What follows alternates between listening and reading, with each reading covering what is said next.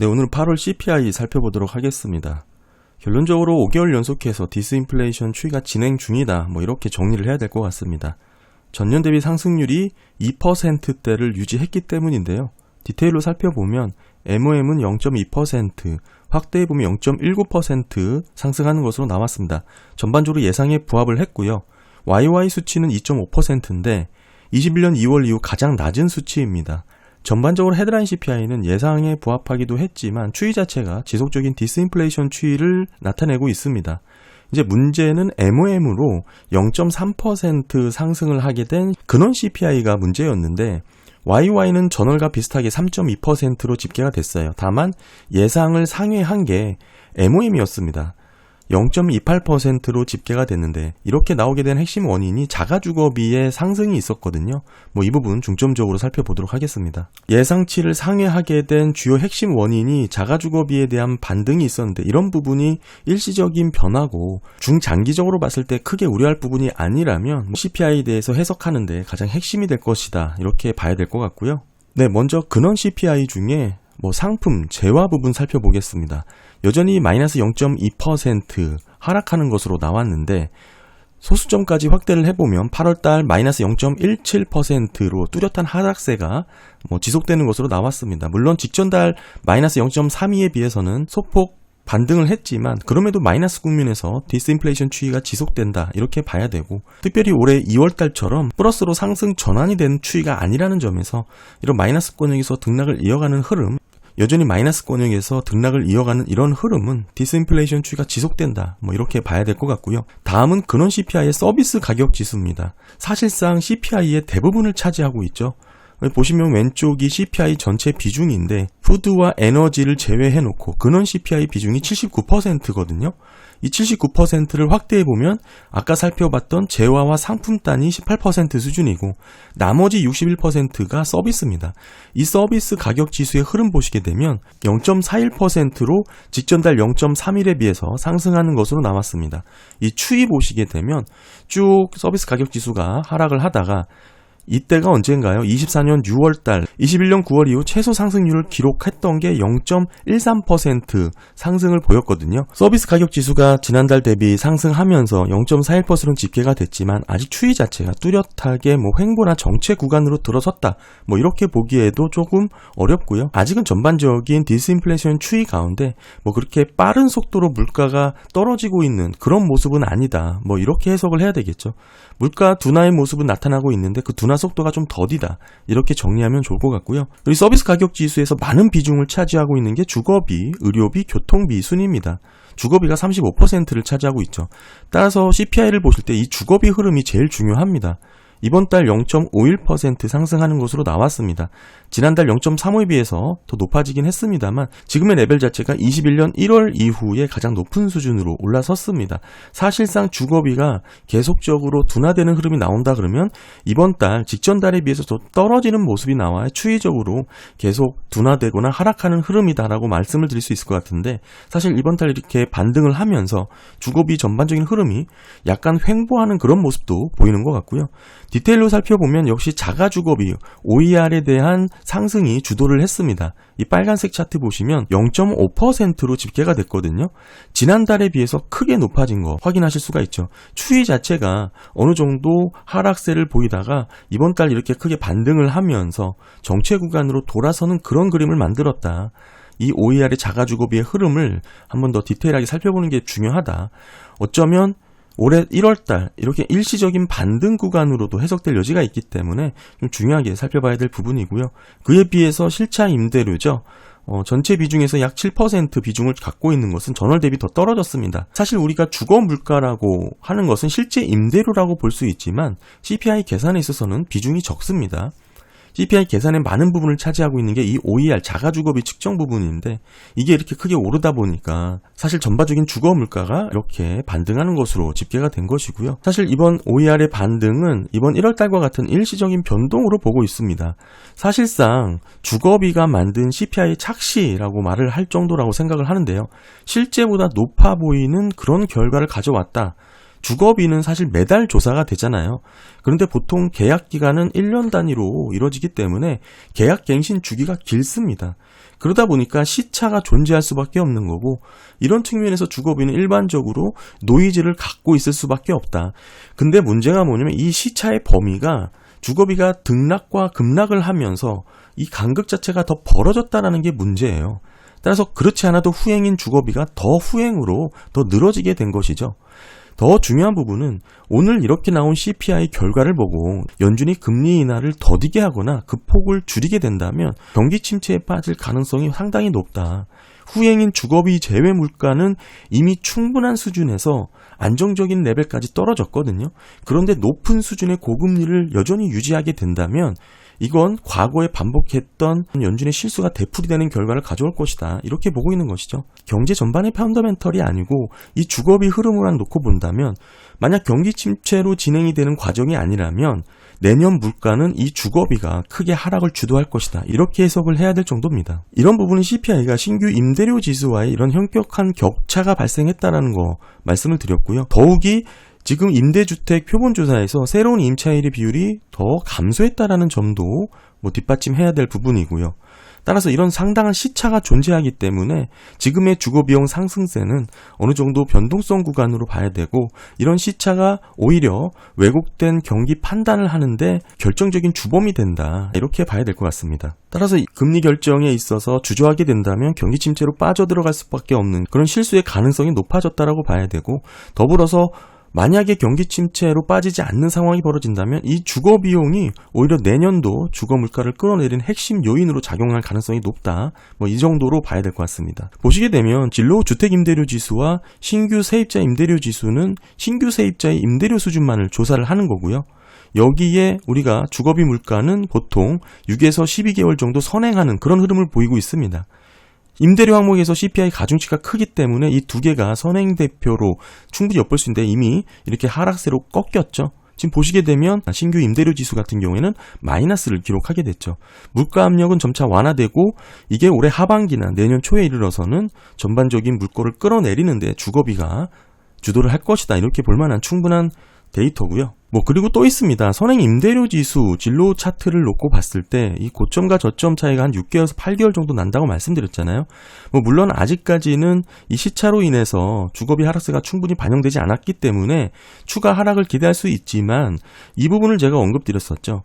이 7월달, 8월달 CPI 주거비가 사실 재상승하고 둔화 속도가 지연되는 흐름이 나타났잖아요.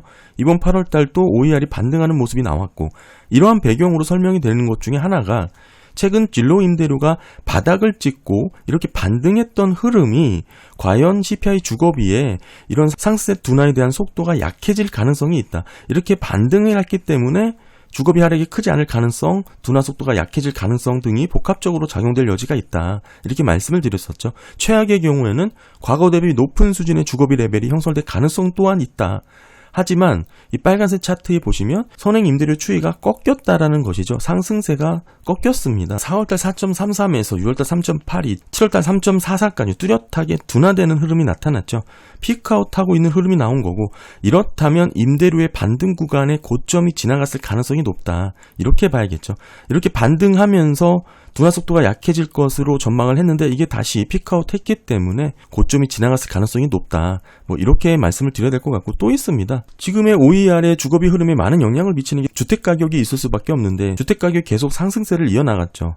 만약 이런 모습이 나타난다면 주거비 물가 둔화는 순탄치 않을 것입니다. 이런 모습을 말씀을 드렸던 게 신규 임대료가 잘 떨어지고는 있지만 주거비 물가에 반영되는 수준이 점진적일 수밖에 없다. 왜냐? 주택가격 상승세가 지속된다면 이렇게 일어날 수밖에 없죠.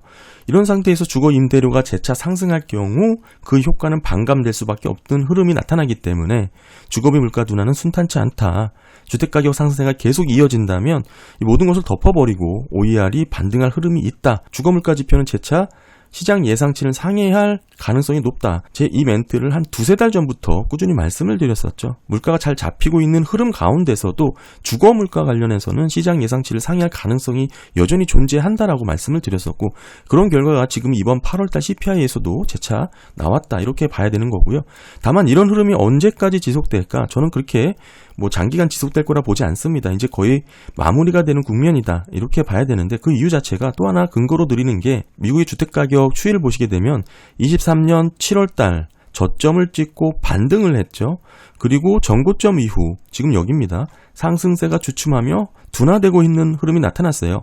상승세가 꺾였습니다. 이 고점이라고 볼 수 있는 부분이 2월달입니다. 6.53%였거든요. 그 이후로 3월달 6.48, 4월달 6.34, 5월달 5.93, 6월달 최근 자료입니다. 5.41로 피크아웃하는 흐름을 보이고 있습니다. 주택가격도 꺾였기 때문에 전고점 대비 상승세가 주춤하면서 둔화되는 흐름이 나타났죠. 따라서 주택가격 흐름이 이렇게 재차 피크아웃하는 모습이 나오면 OER 주거비 흐름에도 영향을 줄 수밖에 없다. 따라서 그동안 신규 임대료가 아무리 떨어져도 주거물가에 반영되는 수준이 점진적일 수밖에 없었던 주택가격 상승세가 이렇게 피크아웃했다는 거, 이것도 중요한 포인트로 말씀을 드리고 있고요. 그래서 이렇게 주거비에 대해서는 주택가격이 지금 상승세가 피크아웃하고 둔화되고 있고, 더불어서 선행임대료 자체도 이 고점에서 피크아웃하는 모습이 나오고 있죠. 게다가 신규 세입자 임대료 지수라든지 마찬가지로 주택임대료 지수 모두가 CPI 주거비용에 있어서 선행지표인데 오히려 이렇게 마이너스까지 떨어졌던 흐름을 놓고 봤을 때는 물가 상승 둔화 속도가 지금까지는 더디게 나타날 가능성도 있었지만, 그런 더디게 나올 만한 요인들이 모두 지금 피크아웃하면서 꺾인 상황이다. 따라서 앞으로는 일시적인 변동성으로 이렇게 반등하는 모습도 이렇게 자주 나타나는 패턴이 아닐 것이다. 주거비 하락세가 유지하는 가운데 등락을 보였던 이런 부분도 레벨이 다운되는 그런 모습으로 진행될 것이다. 저는 그렇게 보고 있습니다. 그래서 주거비를 제외하고 CPI 물가 흐름 살펴보면 좋습니다. 제가 주거비 제외 CPI 흐름을 한 6개월 전부터 말씀을 드렸죠. 앞으로 중요한 차트는 이게 될 것이다 라는 의미였는데 24년 8월달 후행지표인 주거비를 빼고 보면 YY 1.07% 상승률을 보였습니다. 상당히 안정적인 물가 상승률을 보여준 것이죠. 다만 물가가 떨어졌다는 뜻은 아닙니다. 상승률이 둔화됐다는 뜻이죠. 직전달 1.72%에서 하락을 한 것입니다. 물가가 마이너스로 떨어지면 그건 디플레이션이에요. 경기 침체라고 얘기를 하는 것이죠. 연준의 목표는 그게 아니고 물가의 상승률을 2%대로 맞추겠다. 그런데 주거비를 제외한 CPI 흐름 보면 2%가 아니고 1%에 그쳤기 때문에 지금 상당히 제약적인 금리 수준을 여실없이 보여주는 지표 중에 하나다. 이렇게 봐야겠죠. 지금 수준은 팬데믹 이전 평년 수준의 범위 내에서도 상당히 낮은 레벨까지 좀 떨어져 있는 위치고요. MOM 보시면 재차 마이너스로 0.12% 하락하는 것으로 나왔습니다. 뚜렷한 주거비 제외 물가 흐름은 하락세가 진행 중이고, 이 말은 주거비만 안정이 되면 물가 우려는 사라진다, 이 얘기가 되겠죠. 근원 CPI 주요 서비스 가격 지수 중에 중요한 또 항목이 의료비가 있습니다. 지난달에 비해서 소폭 반등하긴 했지만 여전히 마이너스권역에서 물가 하락 흐름을 이어가고 있고요. 그리고 이번 달 좀 반등을 하게 된 주요 서비스 가격 항목이 교통비가 있습니다. 지난달 0.41에서 이번 달 0.89로 이만큼 높아졌는데, 이만큼 상승했다고 하더라도 전반적인 추이 자체가 이렇게 심각하게 우려될 정도는 아닙니다. 이렇게 교통비를 끌어올렸던 핵심으로는 항공비가 있습니다. 지난달 마이너스 1.6이었는데 이번 달 3.86으로 크게 반등을 했는데, 이렇게 반등한 위치가 최근에 가장 높은 수준까지 올라선 것이죠. 다만 이런 부분은 어느 정도 일시적인 가격 흐름이라고 보고 있기 때문에 다음 달 또 안정세를 찾아갈 것이라고 전망을 하고 있고요. 레크레이션 가격도 지난달보다 더 떨어져서 큰 변화 없이 안정적으로 유지가 되고 있습니다. 교육비도 지난달과 동일한 수준에서 나왔고요. 한때 문제가 됐던 자동차 보험 크게 올랐을 때가 올해 3월달이죠. 이후 크게 떨어졌고, 이번 달은 지난달보다 더 낮은 0.56% 흐름을 보여주고 있습니다. 안정적으로 물가가 잘 잡혀가고 있다, 이렇게 봐야 되고요. 기조적 물가 흐름을 보여준다는 게 이제 변동성이 큰 식품, 에너지, 주거비를 빼고 살펴보는 게 필요한데, 이게 스티키 물가죠. 여긴 제품 재화단도 포함된 스티키 물가입니다. YY는 2.89% 기록을 했고, 직전달 3.05에서 둔화가 됐습니다만, 중요한 것은 정체나 횡보되는 흐름이 나오고 있는 거고, 팬데믹 이전보다 높은 레벨을 유지하고 있다, 이렇게 봐야 될 것 같습니다. 사실 이렇게 한번 올라간 물가의 흐름은 잘 떨어지지 않는 그런 모습을 보여주고 있는 것이고, 과거에도 이렇게 경기 침체로 빠지지 않고서는 물가가 안정적인 흐름을 나타낸 사례가 몇 번 되지 않습니다. 주거비 제외 서비스 물가도 마찬가지로 23년 9월 이후 재차 반등하는 모습이 나왔지만 24년 5월달 4.9% 이런 피크죠. 이를 기록한 이후에 재차 둔화하고 있는 모습이 나타났습니다. 8월달 YY 4.3%로 직전달 4.6에 비해서 소폭 하락했고요. 팬데믹 이전 수준보다는 높지만 이런 높은 레벨에서 반등 후 하락하는 패턴이 나오고 있는 거고, 주거비제의 서비스 물가는 임금 상승률과 높은 연관성이 있죠. 실제로 임금 관련해서 임금 상승률이 둔화되지 않는다면 주거비 제외 서비스 물가도 둔화될 가능성이 좀 낮다 이렇게 봐야 되겠죠. 현재 임금 상승률이 3%대 후반, 4% 초반이라는 점에서 놓고 봤을 때는 아직 서비스 물가 둔화 수준은 약하다. 이렇게 봐야 될 것 같고요. 전반적으로 고용이 더 악화되어야 예년 수준의 주거비제의 서비스 물가, 즉 임금 상승률 흐름으로 이어질 것이다. 이렇게 봐야 될 것 같고요. 더불어서 NFI 소기업 낙관지수에서도 말씀드렸다시피 향후 3개월 내 제품 가격 인상시킬 계획 비중, CPI 상승률과 매우 높은 상관관계를 보인다고 꾸준히 말씀드렸는데 8월달 25로 직전 달에 비해 소폭 상승을 했습니다. 소폭 상승하긴 했지만 큰 의미 있을 정도의 변동폭은 아니라고 말씀을 드렸고 지금 물가에서 방향성을 갖고 움직이지는 않을 것이다 이렇게 좀 봐야 되겠죠. 다만 전저점이 23년 4월 21%였으니까 이렇게 떨어진 이후에서 25%까지 반등한 것이죠. 고점에서는 좀 크게 떨어진 거고요. 방향 자체는 하락세를 보이고 있기 때문에 물가 하락 압력은 계속 유지될 것이다. 이렇게 볼 수가 있고요. 네, 오늘 8월 CPI 물가 살펴봤습니다. 전반적으로 자가주거비와 항공운임 물가가 직전달 대비 반등하면서 근원 CPI의 MOM 변화율이 예상을 상회하는 것으로 집계가 됐는데 이런 흐름 자체가 개인적으로는 일시적인 반등 구간으로 볼만한 여지가 충분했다. 특히 비중이 큰 주거비, 특히 자가주거비 관련해서는 이제 주택가격이 꺾였고 선행 임대료 관련된 부분이 더 하락세를 가리키고 있기 때문에 이런 부분에 시차를 갖고 점차 반영될 것이다. 올해 상반기까지는 이런 반응 속도가 더딜 것이다 라고 말씀을 드렸던 그런 요인들이 재차 피크아웃하는 흐름을 보이기 때문에 더 안정적으로 물가는 잘 잡혀 나갈 것이다. 이렇게 봐야 될 것 같습니다. 네, 감사합니다.